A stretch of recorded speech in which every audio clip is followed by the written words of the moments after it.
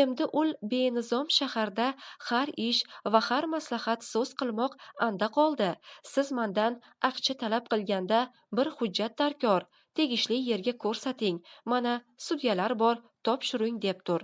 Hujjat bo'lmasa, bu bekorchi so'zni aytmoqni foydasi yo'q deganda, xon aytibdurki, xolo gap shulmu deganda, hov, gap shul debdur. Xon, xo'p, boy, bo'ldi. Bale, bizni eshitgan amin kishidan chiqqan so'z buvil deb dubora hech kimga indamabdur. Xudo bilsun degan ekan.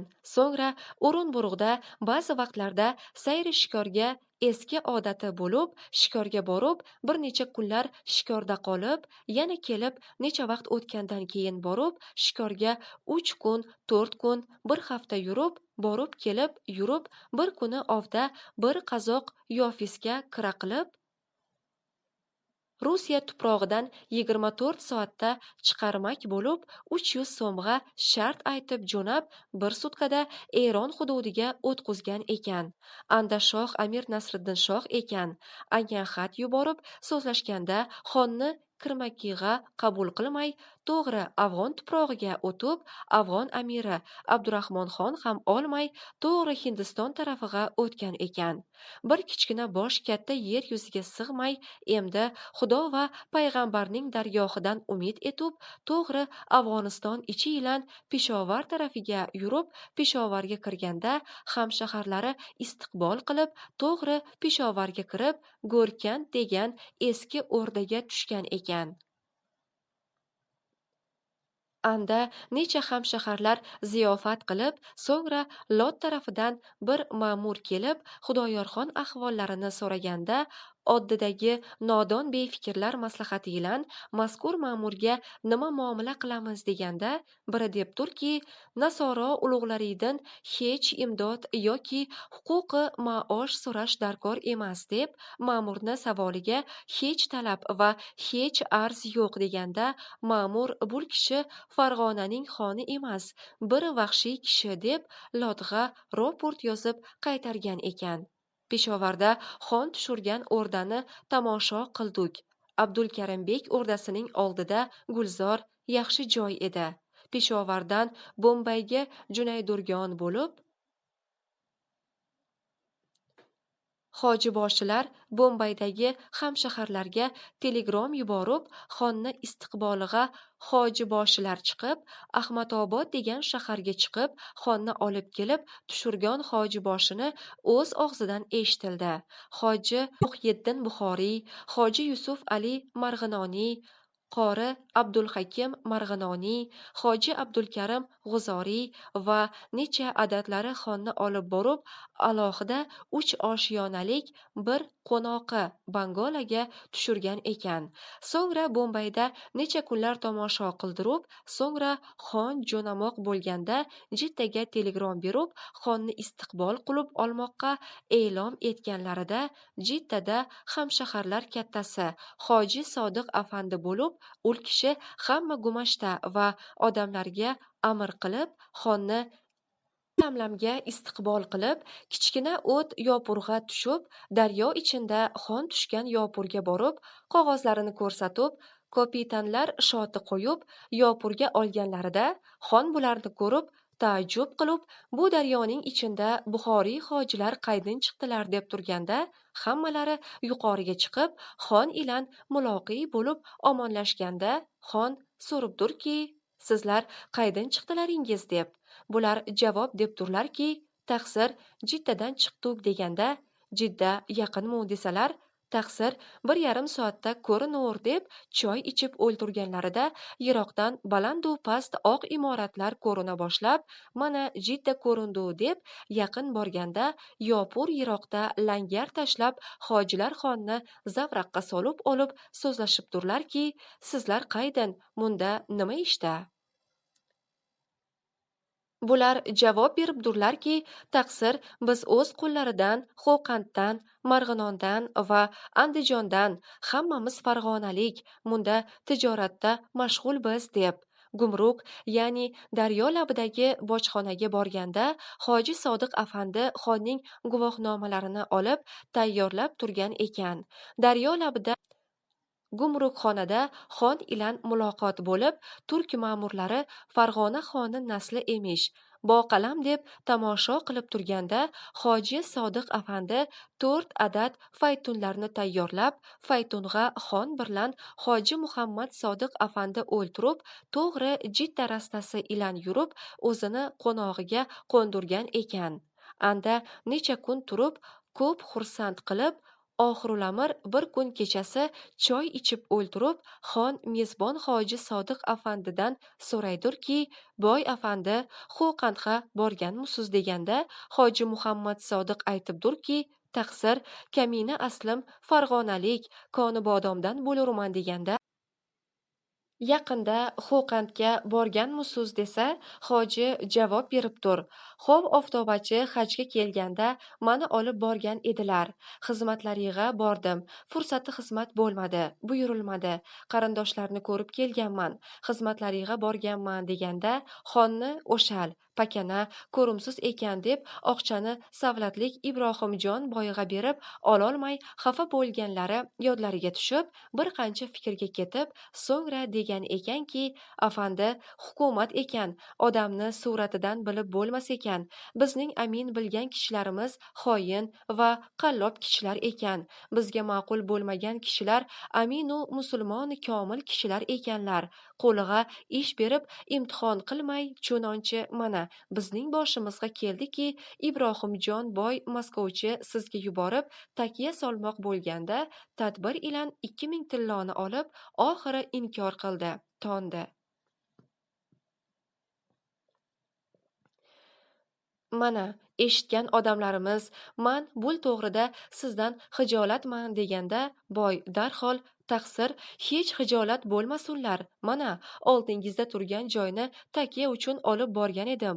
Oftobachi ko'rgan edilar.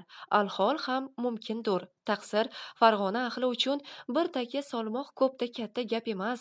Holo ham buyursalar qilurmiz deb tasalli xotir qilgan ekan. Rahmatlik boy biz borganda 60 yoshlarida bo'lgan, kichkina, sohiba aql kishi ekan. Ko'p musohib bo'lgan eduk. Toshkent takyasini muqobilinda baland oshyona o'rdasi bor edi. Misrlik xotunidan Qosim ismlik o'g'li maktabi E'dodiyada o'qur erdi. Yoshlikda vafot etdi. Xonni tushirgan qo'noqlarini ko'rdik. Valhosil xonni 3 kun ziyorat qildirgandan so'ng Makkaga telegrom berib, dalilga xonning kelib turganini bildirgan ekan. Ajala tuyalarga mindirib jo'natganda, dalillar Safo ila Marva o'rtasida bir o'rdai eski bor ekan. Anya qo'ndirgan ekanlar. Lekin ul o'rdani yuqori oshxonasida marhumi xo'ja Kalon eshon Namangoniy muvojir bo'lib ekanlar. Ul kishi ilan o'g'illari Yusufxon to'ra va Omon Latifa birga ekan.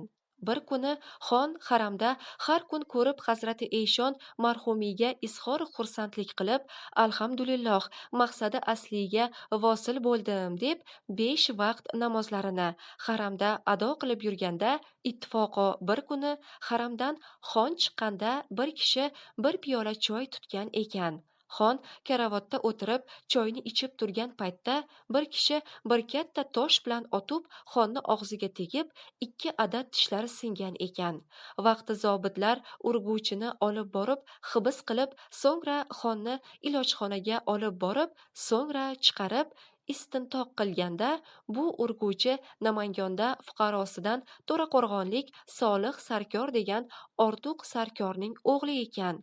Na uchun o'z xoningni urding deganda, aytibdurki, man bul kishig'a sarkor edim.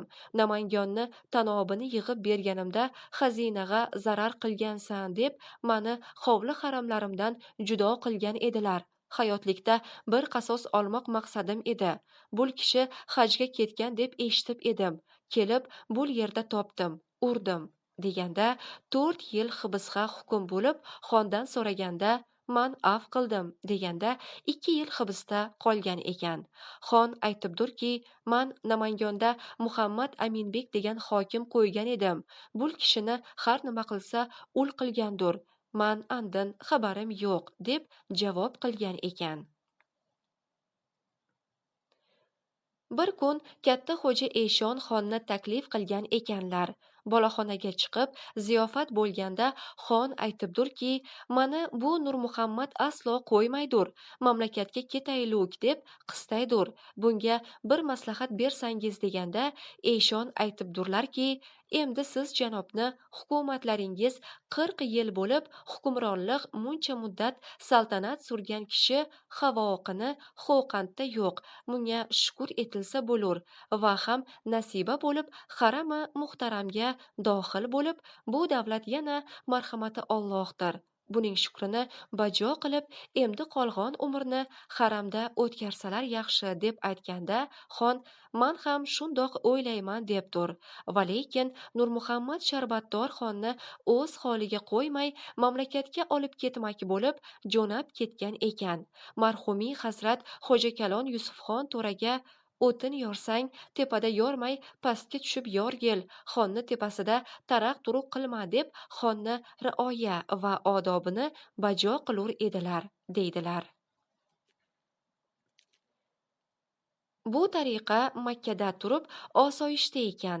Nurmuhammadning targ'ibiga unab, oxiri yana Hindiston va Afg'on ilan yurib, Daryoyi Amuga yaqin Karruh degan yerda Eshon Shahid degan islom shayxni katta murshidlari xalifa Dorulamon degan Eshon xonaqohlariga kelib, anda hujra olib, istiqom qilib turib, anda Nurmuhammad Sharbatdor mamlakatga xabar olib kelmoqqa ketganda, xon yag'rin yelkasiga o'sma yara chiqib, afg'on hakimlari kesmak bo'lganda, hakimlar doruyi behush bermoq bo'lganlarida qabul qilmay, man umrimda behush bo'lgan emasman, hushyor turganimda kesaveringlar degan ekan. Anda o'tqizib qo'yib, piyolaning og'zidek joyini kesib olib, doru qo'yib muolaja qilganda, bir oyda tuzalib, ichinda andak joy qolganda, xonning betobligi daraja qilib ekan. Anxo'ylik Muhammadjon hoji yaxshi parvo qilib turganda, o'shal betobligidan sihat bo'lmay, axiri 1299-hijriyda Karruhda vafot bo'ldilar. Rahmatullohi alayhi rahmatan vosiyatan. O'shal xodim Anxo'ylik Jiddada bizlar ilan 70 kun bir qo'shda bo'lib turib, o'zim qo'limda qo'ydim der edi. Xon qabridan bir daraxt ko'kardi. Qayu xil daraxtligini bilib bo'lmaydur. 1 yil qabrda yotdim, so'ngra hajga iroda qilib keldim deb hikoya qilur edi.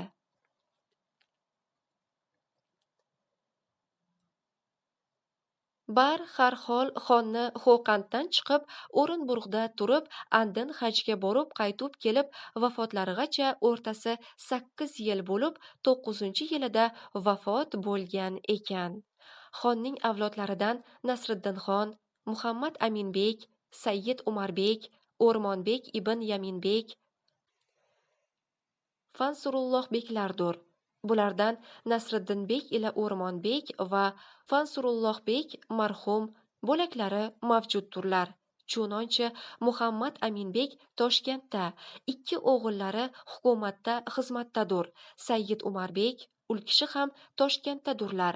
Ibn Yaminbek, ul kishi ham Toshkentda general gubernatorning xos mahkamalarida xizmatdadurlar.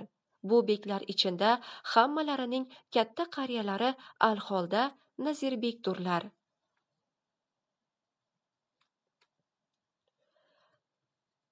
Bul kishi xon akalari So'fi begimning o'g'illaridirlar. Ko'p muzavviq so'zlashadurgan mufarrix kishidurlar. To'raqo'rg'onga hokim ham bo'lgan edilar. Avvali vaqtlarda bular ilan har yilda bir marotaba musohabatlar qilib turamiz. Biz yoshlikdan ittihodmandligimiz Ibn Yamin begim iladur. Gohi xizmatdan forig' bo'lgan ovonlarida marhamat qilib kelurlar. Biz borurmiz.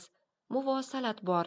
Bular hammalari Toshkentda alohida hovli joy, har qaysilari dehqonchilik va tijoratlarga mashg'uldurlar va ba'zilari hukumat ishida mashg'uldurlar.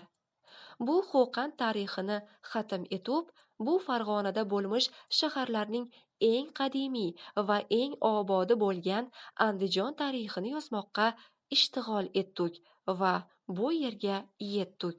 Vassalom.